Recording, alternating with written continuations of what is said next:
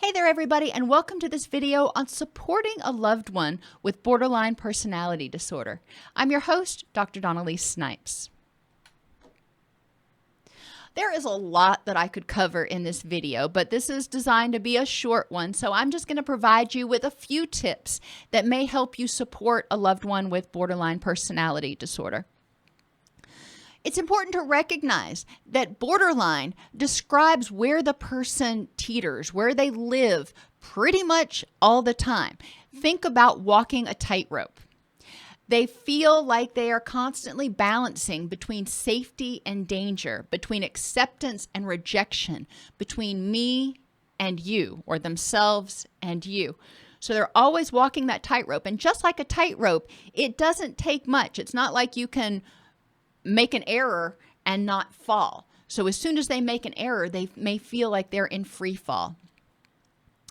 Borderline personality disorder usually develops in people who have experienced trauma that resulted in alterations in their brain. Actual brain structural changes in the amygdala and the hippocampus happen when people experience trauma. Now, where did those traumas come from? You know, that person only knows. Some people are born wired differently. They may be highly sensitive to stimuli in their environment.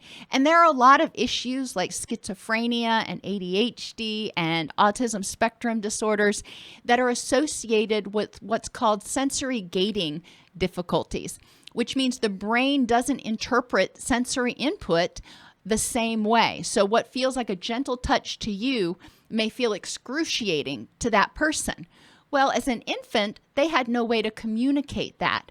So as an infant, their environment may have been very traumatizing and people kept doing it or minimizing or invalidating the way they felt because they didn't experience the same reaction to that sensation.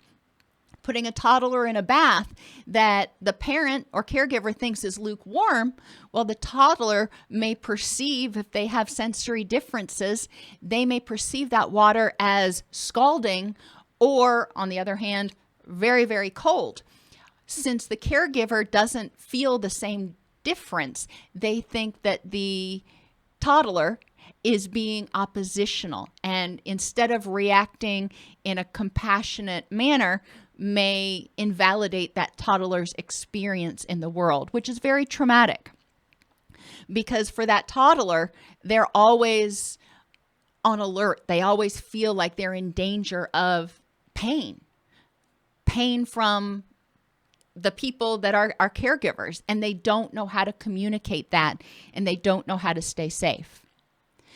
Other people may have had what are objectively considered traumatic experiences. There's been a lot of research on adverse childhood experiences, and those can come when there is a caregiver that is emotionally or physically unavailable because of substance misuse or mental health issues.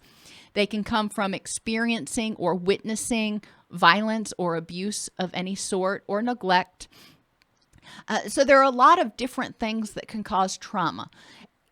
What's more important is to recognize that the brains of people with borderline personality disorder or borderline personality type symptoms, even if they don't meet the full criteria for BPD, probably experience trauma and or probably have brains that react differently to stressors than yours does. They're not intentionally, quote, overreacting. Their brains and their HPA axis, or their threat response system, operate differently with stronger reactions to situations, and they require a longer time to re-regulate. So instead of dumping a little bit of cortisol and adrenaline when something happens, their brain just opens the floodgates. And as a result, it takes longer for them to get back to baseline. Telling them to just get over it or let it go only compounds their sense of isolation and unsafeness. People with borderline personality have often been rejected, causing their symptoms and or as a result of their symptoms. So when they are rejected, it makes them feel unsafe. It makes them feel isolated. It leaves them, especially if this started happening when they were a child and they never were able to develop the skills and tools they needed to stay safe. Every time they're rejected, it makes them feel broken or like something's wrong with them. It's important to understand that prior experiences the person had created triggers that might prompt dysregulation that seems spontaneous or seems to come from out of the blue. The point is there are triggers there. It may be a smell. It may be a time of day. It may be a place that you pass or a holiday, a particular sound. It depends on the person and what the situation was. It's important for the person to recognize that they've been triggered. Don't get caught up in the whys or the whats for that matter. What was it that triggered you right now? When they are upset, when they are dysregulating, when they're spiraling, whatever word you want to use for it, it's much more important at that point in time to help them get safe.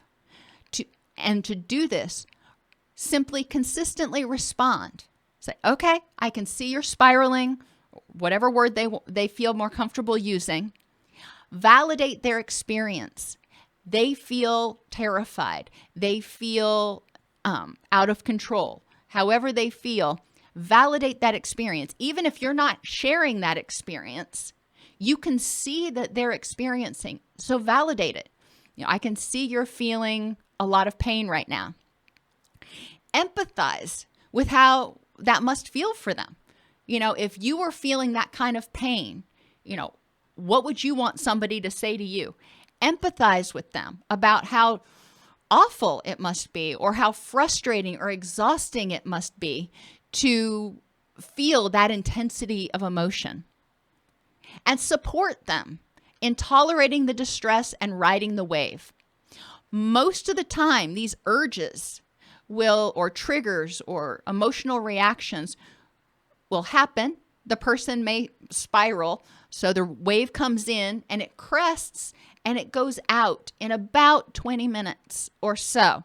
Now, that doesn't mean they're, hunky-dory after that. But that means the worst part is over.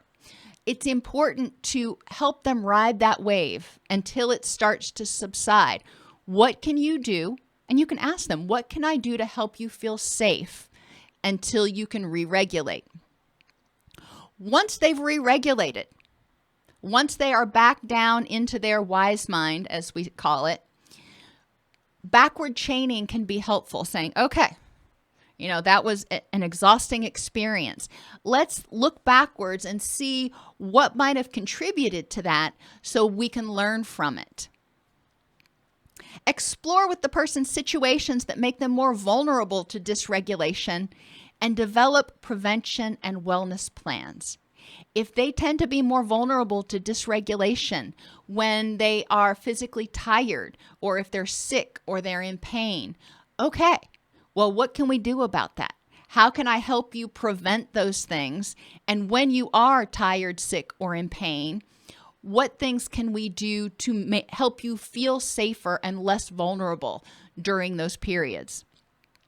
Affectively, we all have periods where we're grieving or we're angry or we're stressed about something. Those are normal emotions. But if somebody has that going on already, that means their pressure cooker is already, wide open. And any additional stress could be more than the pressure cooker can handle, so to speak. So it's important to recognize affectively when you're stressed about something, number one, what types of things cause you additional distress? And when you are feeling stress, how can I help you feel safer? How can I help you feel more in control? Same thing with cognitions. If they are having unhelpful negative thoughts, what things trigger those thoughts and in what ways can you best deal with those? And each person is going to deal with their inner critic and their negative thinking styles and pessimism in slightly different ways. Environmentally, and this is one we don't often consider, but what things make you more vulnerable to dysregulation? If somebody is an introvert or has social anxiety, then being in an environment where there's a lot of people, even the grocery store or the mall or, a work party that you have to go to, mandatory fun, all of those things can be extraordinarily stressful and can create the situation where the person is more vulnerable to dysregulation. They're already stressed to the brink. They're barely keeping their balance on that tightrope. It doesn't take but a little wind to throw them off balance. And relationally, what things in relationships, in communication styles, in nonverbals, tend to make you feel more vulnerable? What things have you experienced in the past that may make you feel more vulnerable in relationships now? And what's the best way that we can handle them? And it's important to connect with that person and ask them, what is most helpful? We want to empower them to give us strategies that are helpful for them. Journaling prompts that can help you. Reflect on the times that the person is dysregulated. Are there similarities? Sometimes we need help identifying things that make us more vulnerable to dysregulation. Even if somebody's been working with this for many, many years, they may still have some blind spots. So reflect on times that you're aware of where the person dysregulated. Are there similarities? What in those situations might have made them feel unsafe, overwhelmed, or rejected? Mindfulness. People with borderline personality are exquisitely sensitive to others' feelings and reactions. So if you are feeling frustrated with this person, if you are feeling irritated with this person, even if you're trying to hide it, they are often going to sense it, and it can be really exhausting for them. If you are feeling irritated or frustrated about something else completely different, a lot of times people with BPD overly personalize things, so they may assume that you are angry with them. So mindfulness is really important, checking yourself and effectively communicating to them, yes, I am really stressed out today, but it's got nothing to do with you. I had this thing at the office, or I got this letter from the phone company, or whatever it is. Making sure to openly communicate that what's prompting your feelings. Identify warning signs of spiraling in the person with BPD and develop a signal. Sometimes it can be helpful to have a support person who notices signs of the person with BPD getting ready to spiral, because a lot of times they may notice it sooner than the person with BPD.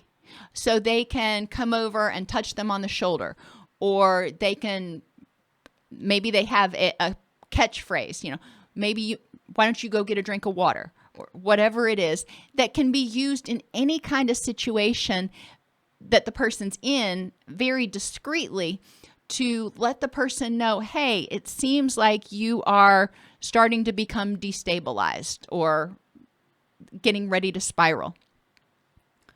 Recognize, and I cannot stress this enough, recognize that if they dysregulate, when they dysregulate, because it will happen, it's exhausting. Absolutely, positively exhausting. And like running a marathon will require a recovery period, because their brain, instead of going from, fine to a little bit irritated, goes from okay to terrified, or okay to enraged. That's exhausting. They're using a lot of energy. They're having a major shift in their neurochemical balance. So it takes longer to recover. And just like a marathon, some people run marathons in a couple of hours. Well, kind of about the same thing. You want to recognize that if that person has a full-out dysregulation episode, it may take them several hours or even the rest of the day or more to fully recuperate physiologically from what happened. Work with the person and their therapist to understand how to set and maintain boundaries. People with borderline personality can have difficulty in relationships because they're torn between wanting to feel safe and being terrified of being vulnerable. So it's important to work with them and their therapist. Obviously, ask if you can be involved in their therapy to learn how to best support them. A lot of times, people with borderline personality have always been told, it's your fault, you're the problem, you need to go get fixed. And nobody else has said, how can I help you? How can I support you in this process? How can I be a lifeline? So by showing an interest, showing a willingness to try to be supportive, to try to understand what it must be like to live in their body, you are validating their experience and may help them to feel more supported. A couple more journaling prompts. BPD is exhausting for both the person and the people who love them. Remembering that. What reactions do you have to your loved one that might trigger their fears of rejection? What is the basis of those feelings? And how can you own those feelings with your loved one? For example, if somebody is going through a bad period and they are dysregulating kind of frequently, you may feel very frustrated. And it may be important to own those feelings and say, you've been having a lot of dysregulating episodes lately, and I feel really frustrated because I feel helpless or I feel bad for you going through this. So they recognize that you're not angry with them, you're angry with the condition. For more information, you can go to allceus.com/BPD.